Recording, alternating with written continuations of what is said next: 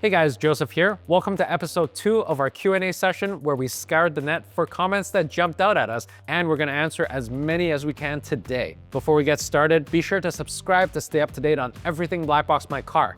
Now let's get started. So this first one is a little silly, but it's from the living room BBMC with a nice little thumbs up there. It's funny because if you guys look at the name Blackbox My Car, the second B itself is lowercase. And if you ask me why, to be honest, I still don't know, but I think it was a stylistic choice that our CEO Alex made at the very start of the company. So it really should be BBMC. So this one is from TKL0111. You didn't mention the 300 minutes per month live view limit for the Thinkware. There is no way to increase this limit through any subscription plans. That's a big negative if you're using this feature a lot. So what this user is specifically referring to is the remote live view minute limit that's available through Thinkware Connected, which is their version of cloud. That's a great point. Unfortunately, Thinkware doesn't have a paid subscription plan at the moment. So 300 remote live view limits are what they've restricted users for at the moment. I know there are plans from Thinkware to be offering some paid plans to increase those limits in the future. So we'll be sure to cover that when that happens. But the good thing is at least Thinkware Connected is free. As long as you have a mobile hotspot available for your Thinkware dashcam, then you can get access to Thinkware Connected or Thinkware Cloud if you have some of the older models. Next comment is from BMH1965. You talk too fast. Sorry, bro. That's all I can say. I will slow down moving forward. This user named Ricky Iglesias 5384. Does the camera running while driving use cell data from my linked phone? I don't have a big data plan and can't afford to use any up on this. Here's the thing.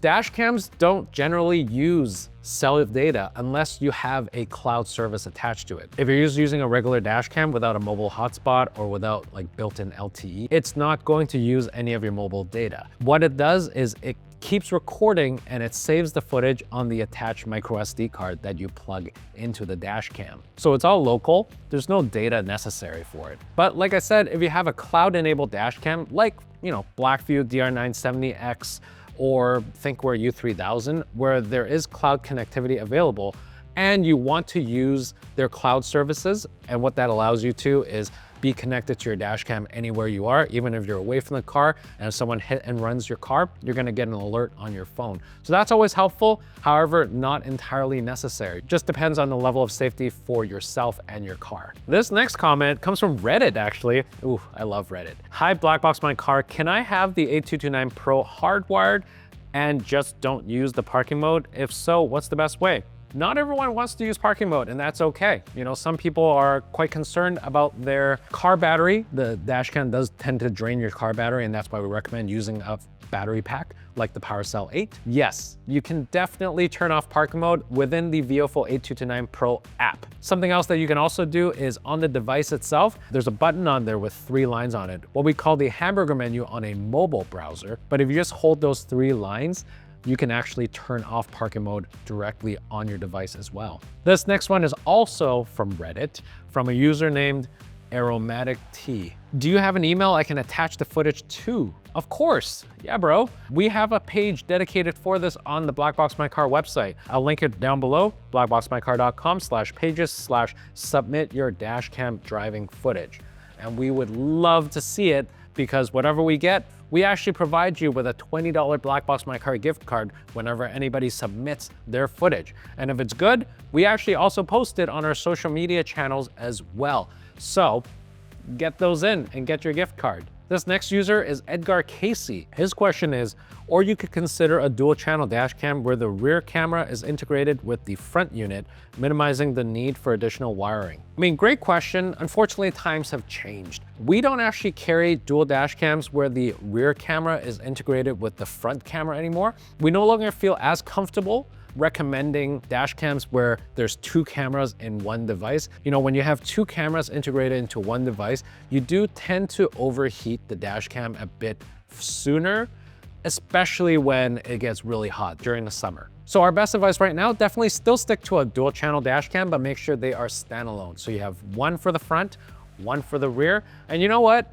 You do have to connect them using that rear connecting cable, but at the end of the day, that's the best way to mitigate the risks of, say, overheating and just for your safety. From DD Bro, do the front and rear cameras automatically record when you start the car? Then, does it record over old footage? Great question, DD Bro. Yes, dash cams are designed for automatic operations. When you start the car, regardless of how you've decided to power it, whether it's through the cigarette port or you've done through hardwiring, they're designed to automatically start recording the moment you turn your car ignition on. And to your second point, in terms of storage, dash cams naturally have this function called loop recording, meaning it's gonna automatically override your old footage as you record new ones. And this is why we also recommend always maximizing the capacity of your SD card. If you can go up to 256, do that, or up to 512 now. We've seen in some of the newer dash cams like VIOFO A229 or the BlackVues. Definitely go as high as possible so you maximize your storage space.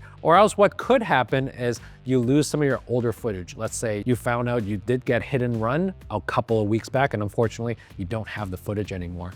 That's a very unfortunate situation to be in. But something to keep in mind is that modern dashcam models, like the one that we carry on our website, they do have a safety feature where they specifically mark certain clips that are noted as events or impact into a separate locked folder that doesn't get overwritten by loop recording. So just in case you found out that you got hit and run a couple of weeks ago, you should be able to go into your SD card and retrieve those impact or event files so that you can find out what happened a couple of weeks back.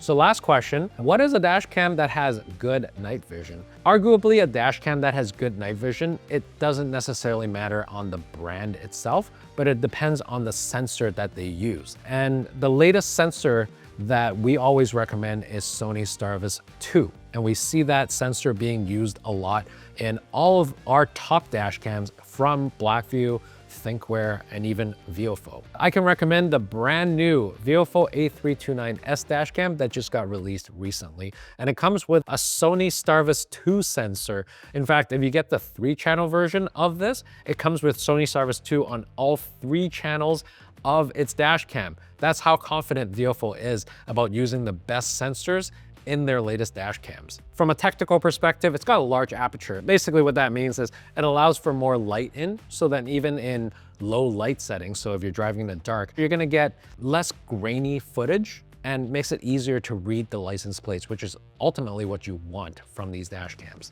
And that's it. If you guys want a great dash cam to check out, be sure to check out the VIOFO A229. We definitely recommend this if you want the best quality footage while you're driving. And you can purchase one today on the BlackboxMyCar website. If you want your next questions to be featured, drop them in the comments below. And if it makes me laugh, I might even give you a shout out.